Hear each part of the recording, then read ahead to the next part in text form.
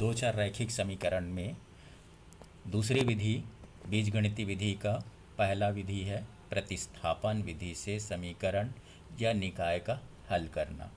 समीकरण एक यह है x धन y बराबर 3। दूसरा समीकरण दिया है 2x धन 5y बराबर 12। ये समीकरण 2 हल करते हैं तो हल बराबर दिया गया निकाय समीकरण 1 से। तो समीकरण 1 क्या है, x धन y बराबर 3, x धन y बराबर 3। यहाँ पर हम y को पक्षांतर करते हैं, x को भी पक्षांतर कर सकते हैं, किसी भी को भी पक्षांतर कर सकते हैं। तो मैंने यहाँ पर किया है y को पक्षांतर, तो धन है तो इधर जाने पर ऋण y, तो x बराबर 3 ऋण y। x के इस मान को समीकरण 2 में 2 यह है 2x धन 5y बराबर 12 में प्रतिस्थापित करने पर, तो ये है 2x धन 5y बराबर 12।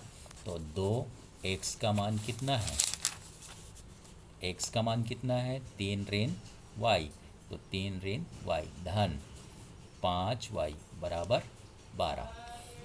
अब इसको विस्तार करते हैं, 2 गुणा 3 2 तिया 6, 2 गुणा y ऋण 2y धन 5y बराबर 12।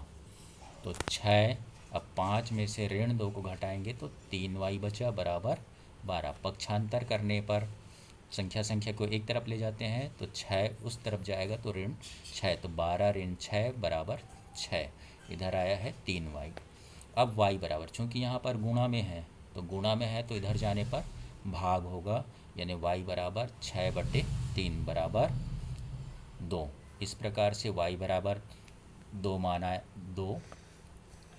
अब इस y के मान को समीकरण 3 जो कि यहाँ पर है, इससे x का मान निकलने वाला है, तो x बराबर 3 ऋण y का मान y बराबर 2 को समीकरण 3 में प्रतिस्थापित करने पर, तो x बराबर 3 ऋण y, तो y का मान कितना आया है, ये 2, यहाँ 2 रखा गया, तो 3 ऋण 2, तो x बराबर 1।